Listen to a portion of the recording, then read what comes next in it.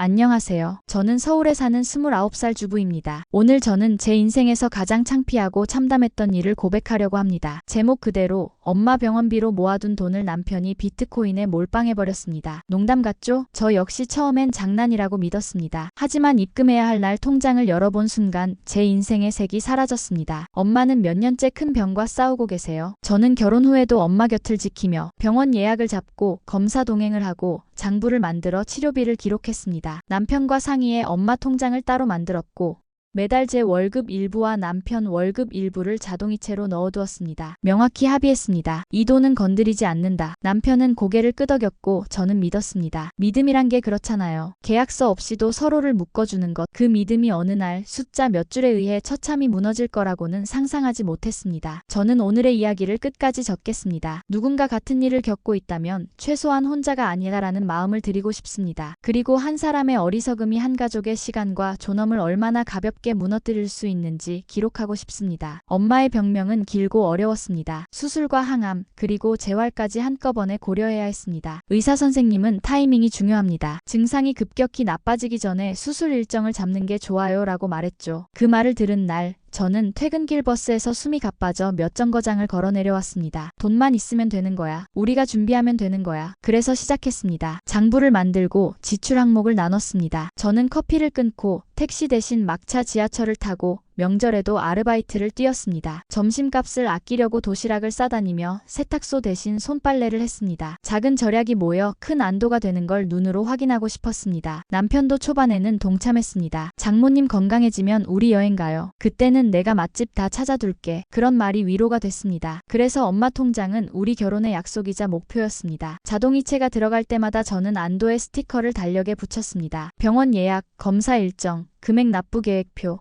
응급 상황 연락망까지 파일로 정리하고 냉장고에 붙여 두었습니다. 달력의 점들은 어느새 별자리처럼 빼곡해졌고 그 별자리가 우리를 안전한 항로로 인도할 거라 믿었습니다. 그리고 드디어 수술 전 검사 결과가 나오고 비용 고지가 붙었습니다. 최소 1천만 원, 추가 검사와 재입원 가능성까지 합치면 여유가 더 필요하다고 했지만 통장 잔액과 제 비상금, 회사, 상조의 대출, 신용카드 의료무이자 할부까지 합하면 간신히 맞출 수 있는 그림이 나왔습니다. 저는 가슴을 쓸어내렸습니다. 엄마, 이제 진짜 할 수 있어요. 엄마는 제 손을 꼭 잡고 죄인이 된 사람처럼 계속 미안하다고 반복했습니다. 저는 단호히 말했죠. 미안한 건 금지. 우리는 준비됐어. 정말 그랬습니다. 그날까지는요. 수술 예약금을 넣으려 은행 앱을 켰습니다. 그날따라 로그인이 자꾸 실패했고 인증을 다시 하고 들어간 뒤 저는 화면을 2번, 3번 문지르듯 확인했습니다. 영원. 이체 내역에는 전액 인출. 머릿속이 하얘져 휴대폰을 떨어뜨릴 뻔했습니다. 분명 어제까진 있었는데 저는 은행 오류를 의심해 콜센터에 전화했습니다. 상담사는 침착하게 답했습니다. 고객님, 어제 23시 58분에 전액 출금 후 다른 계좌로 이체가 진행됐습니다. 다른 계좌? 누구의? 제 이름과 전혀 상관없는 가상자산거래소 입금 전용 계좌였습니다. 제 다리가 후들거려 의자에 털썩 주저앉았습니다. 머릿속에 떠오른 이름은 하나였습니다. 남편. 저는 손이 떨리는 채로 전화 버튼을 눌렀습니다. 여보, 엄마 통장 돈 어디 갔어? 잠시 침묵. 그리고 낮게 깔린 목소리. 그거 내가 잠깐 굴려봤어. 굴렸다? 무슨 뜻이야? 비트코인. 요즘 분위기 좋아. 레버리지 없이 안전하게. 조금만 기다리면 2배도 가능해. 그는 심지어 안전이라는 단어를 썼습니다. 제 입에서 비명이 새어나왔습니다. 그 돈은 엄마 수술비라고 수십 번 말했잖아. 왜 내 허락 없이? 남편은 너 반대할까봐라고 했습니다. 맞아요. 저는 반대했을 겁니다. 그렇다고 몰래 가져가도 되는 걸까요? 그날 밤 집에서 우리는 처음으로 소리를 지르며 싸웠습니다. 남편은 차트를 켜고 초록과 빨강의 촛대가 춤추는 화면을 손가락으로 가리켰습니다. 여기만 넘기면 회복해. 손절하면 진짜 손해야. 저는 차트가 아니라 달력을 꺼내 들었습니다. 스티커가 빼곡한 달력. 우리는 이 점들을 모으려고 1년을 버텼어. 매일 잠 덜 자고 택시 안 타고 엄마 울음 참기 위해 웃는 척했어. 이건 숫자가 아니라 우리의 시간이야. 남편은 고집을 꺾지 않았습니다. 나도 장모님 수술 돕고 싶어. 그래서 더 벌려고 한 거야. 내 친구들도 다 했어. 커뮤니티에서 지금이 바닥이라고 했고 유명한 유튜버도 곧 반등 온다더라. 저는 씁쓸하게 웃었습니다. 그러면 그 유튜버가 우리 엄마 수술비도 내줄까? 남편은 표정을 굳히며 너 왜 이렇게 비아냥대? 라고 되물었습니다. 저는 한숨을 쉬었습니다. 비아냥이 아니라 현실이야. 우리에게는 지금이 전부야. 새벽이 되자 남편은 이어폰을 끼고 방송을 들었습니다. 형님들, 물렸다고 쫄지 마세요. 버티면 산다. 화면 속 누군가의 말이 거실을 떠돌았습니다. 저는 그 소리가 허공을 떠다니는 주문처럼 느껴졌습니다. 버티면 산다. 그런데 우리 엄마에게 필요한 건 버팀이 아니라 제때 수술이었습니다. 수술 3일 전, 저는 결국 엄마에게 사실을 털어놨습니다. 엄마 미안해. 수술비가 없어졌어. 엄마는 한동안 말을 잇지 못하다가 겨우 물었습니다. 어디로? 비트코인의 남편이. 엄마는 제 손등을 덥석 잡으시더니 의자 등받이에 기댄 채 눈을 감았습니다. 괜찮다. 그 한마디가 왜 이렇게 아팠을까요? 저는 괜찮지 않아. 지금 당장 돈이 필요해라고 소리치고 싶었지만 엄마의 손이 더 떨리고 있음을 보고 입술을 깨물었습니다. 그날 저녁 엄마가 화장실에 가시다 벽에 기대며 휘청거렸습니다. 저는 급히 부축했고 엄마는 괜찮아를 반복했습니다. 그런데 괜찮다는 말은 대개 괜찮지 않을 때 나오는 말이잖아요. 저는 결국 친정 식구들에게 SOS를 쳤습니다. 고모는 적금을 깨서 일부를 보내주셨고 큰이모는 지자체 의료비 지원을 알아봐 주셨고 사촌 오빠는 회사 상조의 융자를 어떻게 받는지 확인했습니다. 저는 한밤중까지 서류를 스캔하고 인감증명서를 떼고 동사무소를 뛰었습니다. 집에 들어오면 남편의 모니터는 여전히 번쩍거렸습니다. 차트는 살아있었지만 저는 점점 죽어가는 기분이었습니다. 시댁의 소식이 전해지자 시어머니는 첫마디에 저를 나무랐습니다. 며느리가 돈 관리를 똑바로 했어야지. 왜 남편한테 맡겨? 저는 침착하게 설명했습니다. 제 명의 통장이었고 남편이 제 동의 없이 이체했어요. 두 사람이 합의한 목적 자금이었습니다. 시어머니는 요즘 젊은 것들 다 코인한다더라. 너희도 큰돈 벌 기회였을 수 있잖니라고 했습니다. 저는 전화를 끊고 한참을 울었습니다. 기회라는 단어가 이렇게 모욕적으로 들릴 줄은 몰랐습니다. 반대로 친정은 단단했습니다. 작은 이모는 미안해하지 마. 우리가 가족인 이유가 이런 때 서로 버티라고 있는 거야 라고 말했고 큰이모는 구청 사회복지 담당자 번호를 찾아주었습니다. 사촌 오빠는 회사 상조의 융자 절차와 금리를 비교해서 표로 정리해 보냈고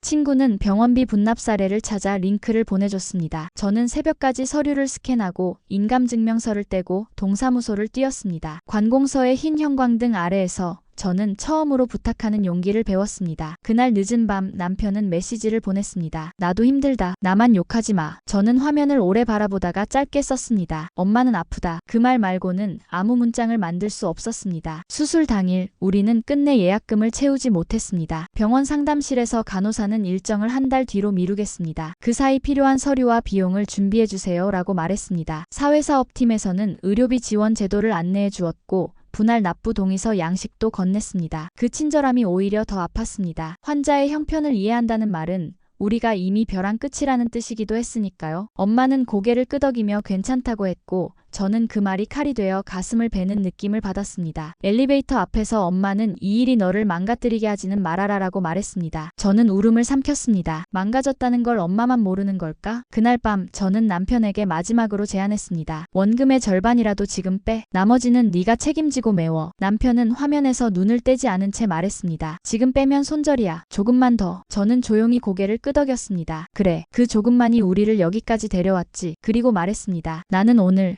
당신을 믿지 않기로 결정했어. 남편은 그제야 저를 바라봤습니다. 그러나 그의 눈에는 미안함보다 억울함이 더 많았습니다. 우리는 같은 집에 있었지만 이미 다른 세계에 서 있었습니다. 친척들의 도움, 지자체 긴급 의료비 소득 재산 기준, 심사, 병원의 분납 조정으로 한 달 뒤 엄마는 수술을 받았습니다. 저는 그 사이 신용카드 의료 무이자 할부를 알아보고 회사 상조에 대출을 신청하고 의료비 영수증을 모아 소득공제 신고 준비까지 해두었습니다. 회복은 느리지만 분명히 좋아지고 있습니다. 저는 주민센터와 법률구조공단, 변호사 상담을 거쳐 배우자의 무단 인출과 가족, 재산의 용도 외 사용에 대한 법적 옵션을 확인했습니다. 결혼 기간 중 관리하던 제 명의 통장에서 목적 외 자금이 무단 이체되었고 명백히 치료비 용처로 합의돼 있었다는 점을 기록했습니다. 남편은 끝까지 곧 회복한다는 말만 했고 저는 별거에 들어간 뒤 이혼 소장을 접수했습니다. 돈은 다시 벌 수 있습니다. 그러나 치료의 타이밍, 부모의 체력, 신뢰는 시간을 되돌려도 복구가 어렵습니다. 결혼 서약서에는 쓰지 않았지만 결혼은 본질적으로 나의 시간과 너의 시간을 서로의 생명을 위해 쓰겠다는 약속이라고 믿습니다. 남편은 그 약속을 숫자의 파도에 던졌습니다. 그래서 저는 돌아섭니다. 여러분이라면 어떻게 하셨을까요? 조금만 더라는 말에 기대셨을까요? 아니면 초기에 강하게 제동을 거셨을까요? 혹시 비슷한 상황의 누군가가 이 영상을 본다면 혼자 끌어안지 마세요. 가족, 지인, 제도, 법 붙잡을 수 있는 모든 손을 붙잡으세요. 댓글로 여러분의 생각과 경험을 나눠주세요. 누군가의 오늘을 버티게 하는 손잡이가 될지도 모릅니다. 별거에 들어간 뒤 남편은 몇 차례 문자를 보냈습니다. 조금 회복했다. 조금만 더 기다려달라. 대출을 받아 채워 넣겠다. 저는 변호사와 상의해 답장을 짧게 보냈습니다. 법적 절차에 따르겠습니다. 남편은 분노와 회유를 번갈아 보냈습니다. 네가 이렇게까지 할 일 아니잖아. 장모님도 이해하실 거야. 나도 가족 위해서 그랬다니까. 그 말들이 스쳐 지나갈 때마다 엄마의 진통제를 잡고 잠들던 손과 수술 전날 떨리던 입술이 떠올랐습니다. 가족을 위한다는 말은 결과로 증명해야 한다는 사실을 저는 이번에 배웠습니다. 은행 내역을 다시 정리했습니다. 남편은 통장이 제 명의라 접근이 불가능했지만 결혼 생활 중에 알아낸 인증 절차와 휴대폰을 이용해 심야 시간에 이체를 반복했습니다. 금액은 딱 수술비와 입원비 예상액을 더한 정도였고 거래소로 들어간 뒤에는 다른 코인으로 갈아타거나 선물 계좌로 옮겨졌습니다. 손실폭 마이너스 37%라는 문구가 제 눈에 박혔을 때 저는 현실의 무서움을 새삼 깨달았습니다. 뉴스 헤드라인의 퍼센트가 아니라 우리 집의 심장 박동이 그만큼 꺼져 있었다는 의미였으니까요. 시댁은 여전히 젊을 때 실수할 수 있다는 말을 반복했습니다. 저는 단호히 선을 그었습니다. 실수는 실수의 범위가 있습니다. 그리고 그 범위를 넘으면 선택입니다. 남편은 마지막 만남에서 물었습니다. 정말 끝이야? 저는 고개를 끄덕였습니다. 우리는 같은 사건을 겪었지만 다른 교훈을 배웠어. 그건 같이 살 수 없는 차이야. 그날 이후 남편의 차트 알림 소리는 제 삶에서 완전히 꺼졌습니다. 비로소 밤이 밤처럼 어두워졌습니다. 그리고 한동안 저는 다음 달 카드 결제일보다 다음 검사 결과가 덜 무서운 사람이 되기 위해 하루를 꽉 채워 살았습니다. 가계부의 적자는 천천히 복구됐고 제 마음의 적자는 상담과 산책, 글쓰기로 조금씩 메워졌습니다. 이혼 준비를 하며 저는 몇 가지를 정리했습니다. 첫째, 가족의 돈은 곧 가족의 시간이라는 것. 우리가 모은 돈은 월급 통장에서 나온 숫자가 아니라 야근한 저녁, 놓친 택시, 줄인 커피, 참아낸 눈물로 이루어진 덩어리였습니다. 둘째, 침묵은 사랑이 될 수도 방조가 될 수도 있음을. 저는 초기에 이상한 낌새를 느끼면서도 남편에게 설마를 붙이며 질문을 미뤘습니다. 그 미뤄진 하루하루가 복리처럼 불어나 우리를 삼켰습니다. 셋째, 무너졌을 때 잡을 손은 생각보다 많다는 것. 친정과 지인, 제도와 병원 모두가 제 편이 되어 주었습니다. 부탁하는 용기는 자존심을 상하게 만들지만 생명을 구합니다. 이제 엄마는 천천히 회복 중이고 저는 새로 집을 구해 작은 식탁 위에 새 달력을 펼쳤습니다. 이번 달력엔 돈 대신 시간을 붙이려고요. 엄마와 산책한 날, 내가 울지 않은 날, 스스로 칭찬해준 날, 언젠가 제 삶이 다시 환해지면 저는 이 이야기를 잊지 않을 겁니다. 잊지 않는 것이 저를 지키는 방법이니까요. 여러분이라면 어떻게 하셨을까요? 조금만 더를 믿고 기다리셨을까요? 아니면 초기에 강하게 제동을 걸었을까요? 혹시 비슷한 상황의 누군가가 이 영상을 본다면 꼭 기억해주세요. 당신은 혼자가 아닙니다. 그리고 도움을 요청하는 건 부끄러운 일이 아닙니다. 댓글로 당신의 생각과 경험을 나눠주세요. 누군가의 오늘을 버티게 하는 손잡이가 될지도 모릅니다. 엄마가 처음으로 스스로 씻으셨던 날, 저는 욕실 앞에서 몰래 울었습니다. 물 흐르는 소리와 함께 지난 몇 달의 울음이 조금씩 씻겨 내려가는 느낌이었습니다. 그날 저녁 친정 식구들이 작은 케이크를 들고 집에 왔습니다. 수술 D30이라는 초가 꽂혀 있었고 엄마는 웃으며 초를 껐습니다. 아주 작은 불빛이 꺼졌는데 제 안에 커다란 어둠이 조금 물러났습니다. 며칠 뒤 병원비 분납 1차를 마치고 나오는 길에 사회사업팀 선생님이 말했습니다. 많이 힘드셨죠? 그래도 정말 잘해오셨어요. 저는 그 말을 오래 기억하기로 했습니다. 누군가의 잘했다는 말 한마디가 사람을 살릴 때가 있습니다. 이제 저는 다시 달력에 스티커를 붙입니다. 이번에는 돈 대신 시간을 기록합니다. 엄마와 공원 20분 걷기, 내가 울지 않은 하루, 친구와 커피 한 잔, 복지관 상담 완료. 스티커가 모이면 별이 되고 별이 길을 만든다는 걸 저는 압니다. 그 길은 숫자가 아니라 사람이 만들고 그 길 위에서 저는 다시 사람답게 걸을 겁니다. 여러분 혹시 지금 이와 비슷한 벼랑에 서 있다면 기억해주세요. 당신은 혼자가 아닙니다. 도움을 요청해도 됩니다. 그리고 조금만 덜하는 말이 마음을 흔들 때마다 당신의 달력을 보세요. 거기엔 당신의 시간이 붙어 있을 겁니다. 그 시간은 어떤 차트보다 소중합니다.